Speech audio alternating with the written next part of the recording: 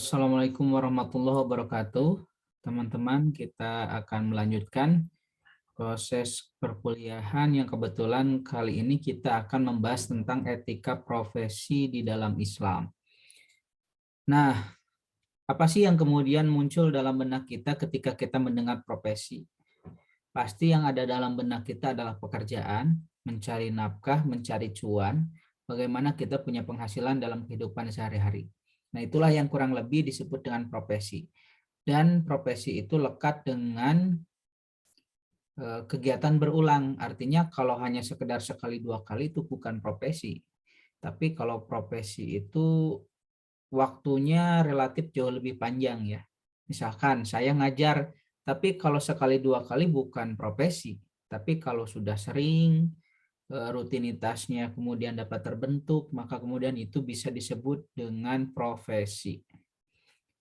Nah, pada kesempatan kali ini kita akan membahas tentang tinjauan teologis bagaimana perspektif Islam tentang konsep profesi, kemudian apa sih pakem-pakem umum yang kemudian perlu kita perhatikan ketika kita kelak bekerja. Khususnya teman-teman sebagai seorang psikolog ya. Psikolog itu pekerjaan yang mulia, namun pada saat yang sama memiliki resiko juga yang bisa dikatakan lumayan serius ya. Bukan hal yang tidak mungkin saya jadi psikolog nih. Tiba-tiba kemudian saya dapat klien. Dengan ilmu yang saya miliki, tiba-tiba saya menghipnotis, kemudian mengasumsi hal-hal negatif, kemudian saya arahkan untuk kepentingan pribadi. Nah, itu kan sangat mungkin ya, karena terjadi komunikasi di ruang privat, biasanya seperti itu. Agar terhindar dari hal-hal demikian, maka kemudian kita punya pakem-pakem umum yang bisa kita ambil inspirasinya di dalam Al-Quran. Nah, yang pertama apa sih yang dimaksud dengan kode etik? Nah, sebelumnya telah saya sampaikan bahwa etika itu adalah instrumen untuk membedakan baik dan benar berdasarkan pendekatan rasional. Jadi pada dasarnya manusia itu bisa membedakan mana yang baik, mana yang buruk, mana yang bermanfaat, dan mana yang madarat berdasarkan pertimbangan akal. Maka kemudian lahirlah Al-Quran, lahirlah Islam, itu mengkonfirmasi apa yang selama ini dalam pikiran kita baik dan benar.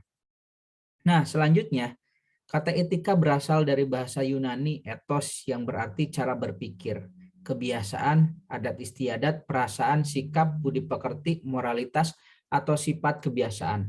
Nah, sedangkan dalam Kamus Bahasa Indonesia, paling tidak etika itu mencakup tiga hal. Yang pertama, moralitas sebagai sistem nilai atau norma moral yang dapat digunakan sebagai pedoman perilaku seseorang atau kelompok. Nah, jadi irisan maknanya, etika itu adalah moralitas. Yang kedua, sebagai kumpulan prinsip yang kemudian menjadi nilai yang berkaitan dengan moralitas. Dan yang nomor tiga, sebagai pengetahuan tentang baik dan jahat. Nah, ini juga sama ya. Jadi ada tiga irisan makna yang kemudian dapat kita ambil ketika kita ngomong tentang etika. Yang pertama moral, yang kedua prinsip, dan yang ketiga adalah pengetahuan. Nah, apa sih yang dimaksud dengan kode etik profesi? Secara sederhananya, kode etik profesi adalah norma yang dijadikan acuan kelompok keahlian dalam menjalankan tugas pekerjaan atau profesi. Jadi sekali lagi, kode etik profesi adalah norma yang kemudian kita anut sebagai orang yang bergelut dalam profesi-profesi tertentu. Mau jadi dokter, ada kode etiknya, ada normanya. Ada psikolog sama. Kemudian ada ustadz juga punya norma dan pakem yang harus kemudian ditaati dalam kehidupan sosial. Apapun dan siapapun profesinya pasti akan lekat dengan norma baik secara tertulis maupun tidak tertulis. Nah, dengan kata lain yang dimaksud dengan kode etik profesi adalah pakem-pakem, kemudian norma dan etika yang harus dipegang ketika seseorang bekerja pada satu bidang. Nah, yang jadi pertanyaan bagaimana etos kerja dalam perspektif Islam? Kalau boleh saya meminjam teori bagaimana Nabi Muhammad itu menjadi nabi yang sukses, menjadi pribadi yang sukses, maka kemudian ada 4 hal yang penting untuk dijadikan inspirasi bagi kita semua. Yang pertama, etos kerja sidik benar ya. Nah, sebagaimana yang telah Allah firmankan ya di dalam surat At-Taubah ayat 119, A'udzubillahi minasyaitonirrajim, ya ayyuhalladzina amanu ittaqullaha wa kunu ma'as shadiqin. Hai orang-orang yang beriman, bertakwalah dan hendaklah kamu bersama orang-orang yang benar, orang-orang yang memiliki kredibilitas. Orang yang benar itu kayak gimana? Orang yang memiliki kemampuan untuk bersikap, tidak hanya berpikir ya, tapi juga bersikap untuk memutuskan sesuatu mana yang baik dan mana yang buruk bagi dirinya. Maka kemudian itulah yang disebut dengan orang yang benar. Artinya orang yang benar itu adalah orang yang memiliki pemahaman dan perilaku yang sesuai dengan apa yang kemudian menjadi tuntutan sosial maupun tuntutan syariah. Itu yang pertama, etos kerja Islami adalah as-sidik, benar. Yang kedua, ada amanah. Nah, ini juga penting. Dalam pekerjaan apapun kita harus senantiasa membangun kredibilitas dan akuntabilitas. Jangan sampai kemudian kita malah diragukan oleh orang yang seharusnya membutuhkan kepercayaan kita. Sebagaimana yang telah Allah firmankan di dalam surat An-Nisa ayat 58. A'udzubillahi minasyaitonirrajim. Innallaha ya'murukum an tu'dul amanah ila ahliha. Sesungguhnya Allah menyuruh kamu menyampaikan amanat kepada yang berhak menerimanya. Maksudnya kayak gini, setiap orang itu kan punya kemampuan dan keahliannya masing-masing. Nah, kemampuan dan keahlian itu bagian dari amanah yang kemudian harus digunakan sebaik mungkin dalam kehidupannya. Maka tanda di antara seseorang itu amanah adalah ketika ia kemampuan yang Allah berikan, maka ia gunakan untuk ketentuan-ketentuan dan keperluan-keperluan yang tidak bertentangan dengan syariat. Misalkan saya bisa menyanyi, maka itu amanah dari Allah karena tidak semua orang mendapatkannya. Nah, bagaimana agar kemudian saya amanah terhadap apa yang saya bisa, maka digunakan untuk hal-hal positif. Gak hanya saja sebagai hiburan, tapi juga bagaimana nyanyian yang saya gunakan itu mampu menghadirkan semangat positif. Ya. Nah, itulah penting. Yang kedua adalah amanah akuntabel. Lawan dari amanah adalah khianat. Khianat itu apa? Ketika kita diberikan amanah, kepercayaan, maka kemudian kita menyia-nyiakan yang seharusnya dapat kita optimalkan. Contoh misalkan teman-teman jadi psikolog, itu kan amanah ya, tidak semua orang bisa jadi psikolog. Kemudian teman-teman begitu dilantik, disumpah jabatan, buka praktek, ternyata melakukan malpraktek. Ada orang yang punya masalah datang ke teman-teman, diberikan sugesti, kamu bukan manusia, tapi kamu hanyalah entog. Pulang dari psikolog tiba-tiba, aku adalah entog, aku adalah entog. Nah, itu kan tidak amanah ya. Bagaimana menggunakan ilmu yang kita miliki sebaik dan semanfaat mungkin bagi diri maupun bagi orang lain. Itu yang kedua, amanah. Selanjutnya apa? Ada tabligh. Tabligh itu makna lain adalah transparan. Bagaimana informasi yang kita miliki itu bisa kemudian ditransparankan kepada orang yang seharusnya dan memiliki hak untuk mengetahuinya.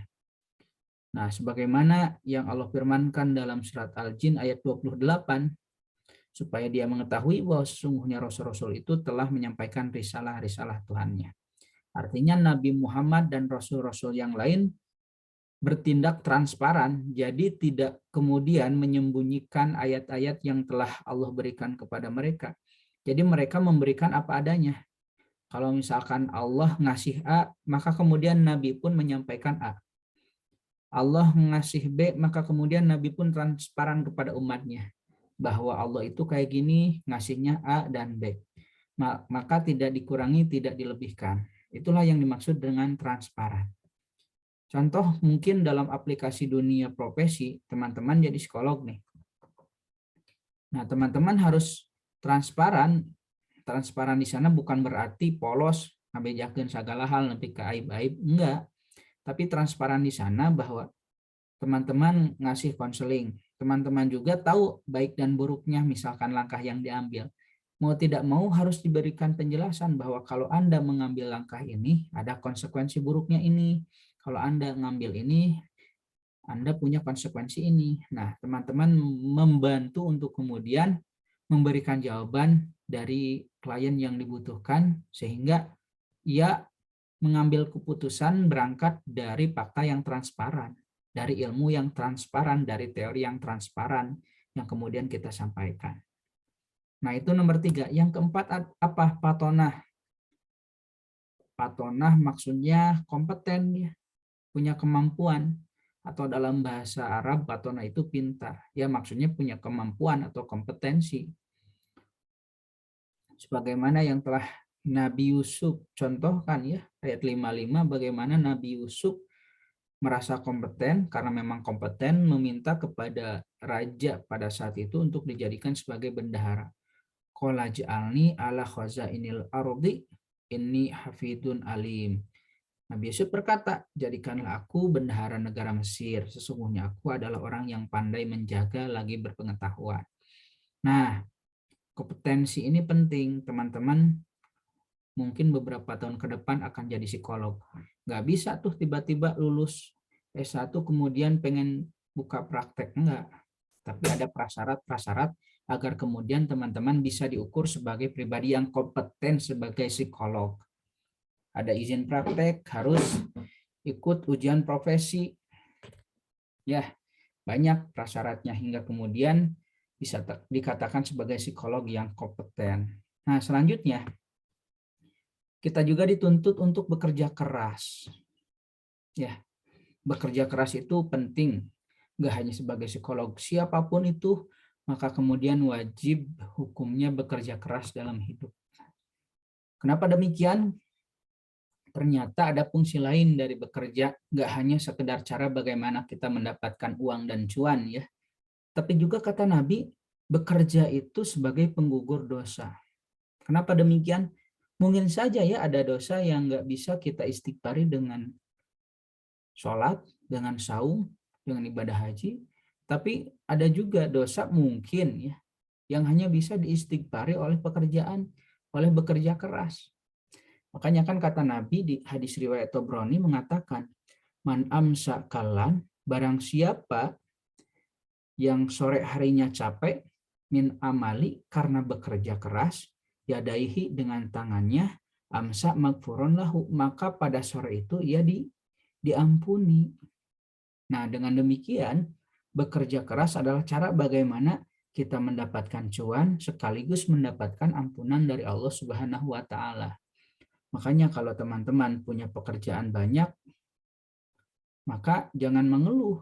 Itu adalah tanda dosa kita sedang berguguran, dan pada saat yang sama kita juga mungkin kelak satu saat akan diangkat oleh Allah Subhanahu wa taala. Dengan demikian, bekerja keras itu penting.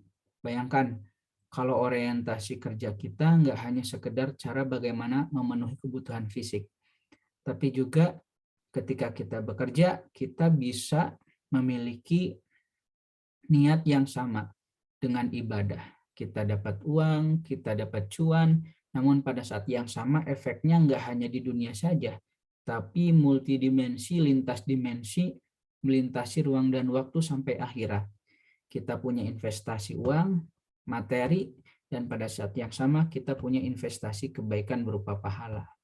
Nah, sebagai motivasi mungkin bagi orang-orang yang beriman kepada Allah, maka kemudian ketika ia merasa capek, seharusnya jangan mengeluh, ya, tapi juga alhamdulillah, karena banyak orang yang kemudian susah juga mencari kesibukan. Ada orang yang terus main Mobile Legends gitu, saking bingung mau ngapain gitu, tiba-tiba meeting kayak saya kemarin waktu pandemi, ya.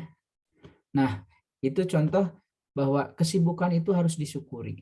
Kesibukan itu harus dicari dan kesibukan itu harus dinikmati. Nah, itulah beberapa pandangan bagaimana etika profesi dalam Islam secara umum. Semangatnya ini semangat umum, jadi bisa diaplikasikan terhadap profesi apapun, gak hanya psikolog, gak hanya ilmu komunikasi, tapi juga semua lingkup yang berkaitan dengan pekerjaan kita yang halal, kita wajib memiliki semangat-semangat ini. Teman-teman sekalian, kurang lebih itu yang dapat saya sampaikan. Tidak banyak, silahkan untuk mempelajari dan menyimak kembali kalau ada yang kurang. Kemudian silahkan kerjakan kuis yang telah saya sediakan. Ditutup dengan doa, Rabbana atina fid dunya hasanah wa fil akhirati hasanah wa qina adzabannar. Wassalamualaikum warahmatullahi wabarakatuh.